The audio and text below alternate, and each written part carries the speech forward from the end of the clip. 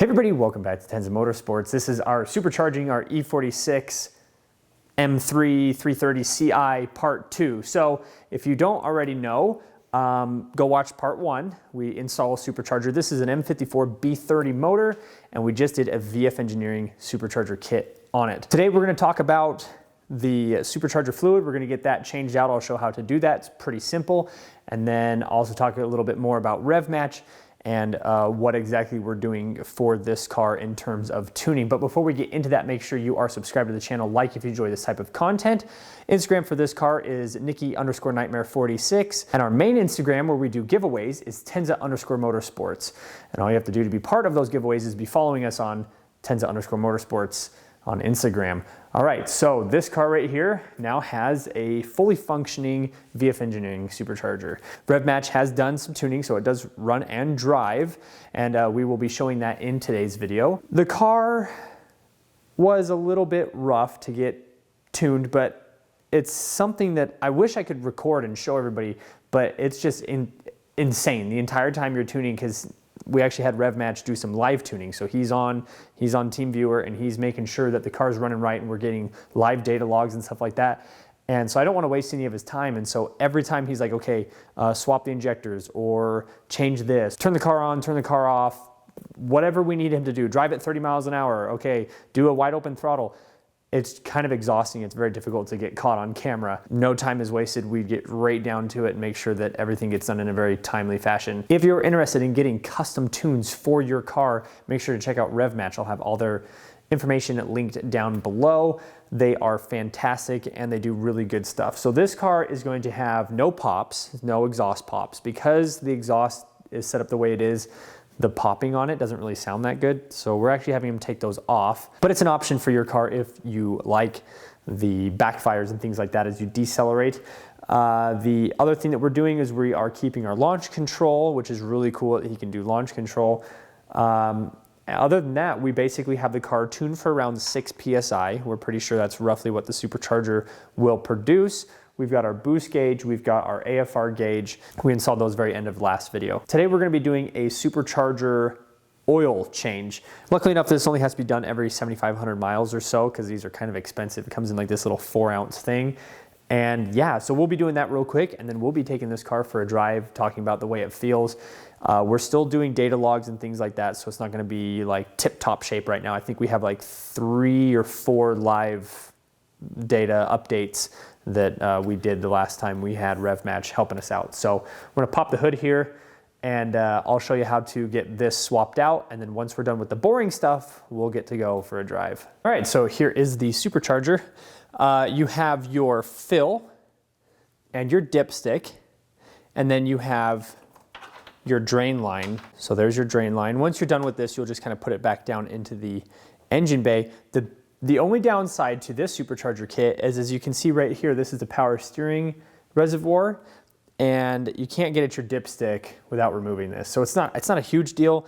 You just take out that 13 millimeter, ½ inch, whatever it is, and you'll pull this straight up, and then you can get at all of your dipsticks and fill. And that's all you have to do.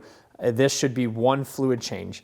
And we do loosen this up, and I will actually use air to blow it into the line to make sure that we're not getting bubbles back up from this.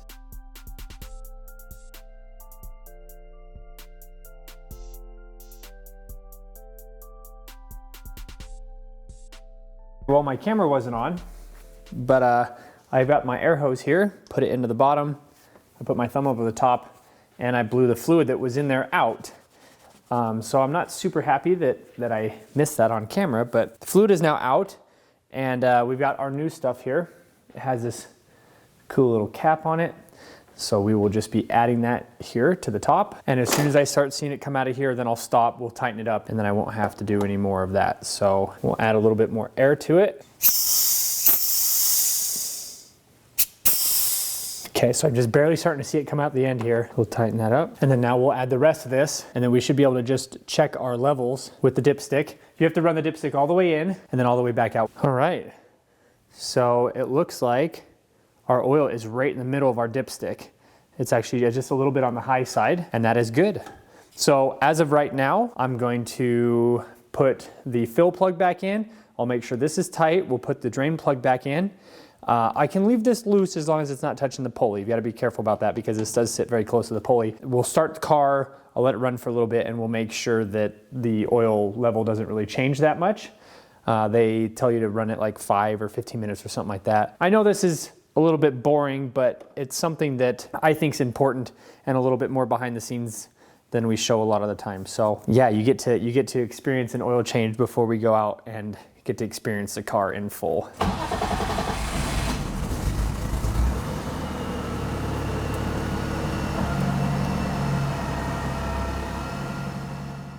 Looks like we're good. I don't know if you can see that, but basically middle of the stick. So yeah, we'll put this thing back together and we'll go have some fun. All right, so here we are in the car. My wife hasn't driven this yet since we put the supercharger on it, so hopefully she doesn't get mad. But we'll do a little bit of a startup procedure. So I've got the boost gauge, AFR gauge, so that will heat up. And then we'll go ahead and start the car.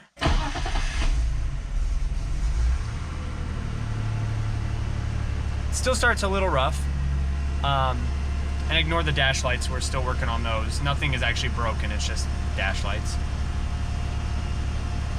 We do have more revisions to do through Revmatch. Those are coming, so yeah, let's I'll get this mounted, the camera mounted, and we'll do some acceleration. And sorry again about the fuel pump. It's really noisy in here with that fuel pump. We're getting a bulkhead delete plate and doing some other things to try to reduce the noise in the cab. But we'll get out in the neighborhood here.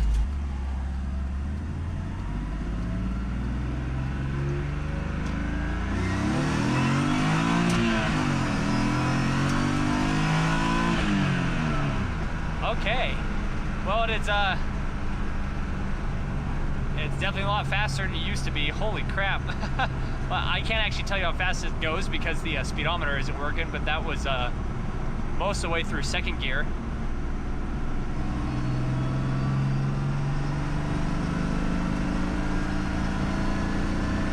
Very linear. Very, very, very linear. So I noticed the supercharger doesn't build full boost until you're almost through the rev range, which makes sense. That linear power means that as the engine builds power, the supercharger is going to build power as well. So let's we'll flip around here real quick, and we'll get to do we'll do some launch control, get to experience that. The supercharger doesn't whine as much as I was hoping. It doesn't do as much blow off as I was hoping either. My supercharger is a little bit more vocal. So on that standpoint, from the fact that this car is already kind of quiet, and of course, who doesn't like either supercharger or turbocharger noises, it's a little disappointing from that standpoint, but it is a lot faster. And where this car weighs 300 or 400 pounds less than it used to, this is quite a bit different. Now, supposedly wheel horsepower, we should be seeing around 300 wheel. I'm not sure if that's actually legit or not, but I would like to, based on what I'm feeling here, I would say that would absolutely make sense. We'll get some launch control. Oh.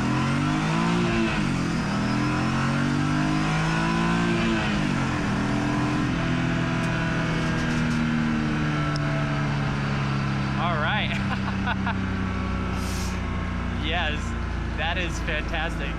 So this launch is better than my race car because this just doesn't quite have enough horsepower to completely break the wheels loose, and where I just get that one tire fire, this grips really well.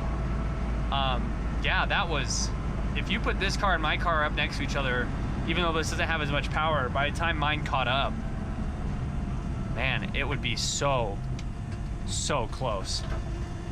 All right, well, I'm happy. I'm probably going to get a reaction video of my wife driving it, and we'll get her thoughts on everything. All right, everybody, thanks so much for watching. If you haven't already, make sure that you are subscribed and that you like today's video. This supercharger install has been fantastic, nothing abnormal, nothing crazy. Very much a DIY project. If you haven't done something major like this before, this is definitely doable. If you have any comments or questions down in the comment section below, leave me all of your comments and questions. I will make sure to respond to you, hopefully in a timely fashion. I've been getting a little bit more busy as we have been working on this white car that you see in front of us. And as you see over here on our left-hand side, that's a little bit of a teaser to what's coming up on the channel. So thanks everybody so much for watching. We'll see you in the next video.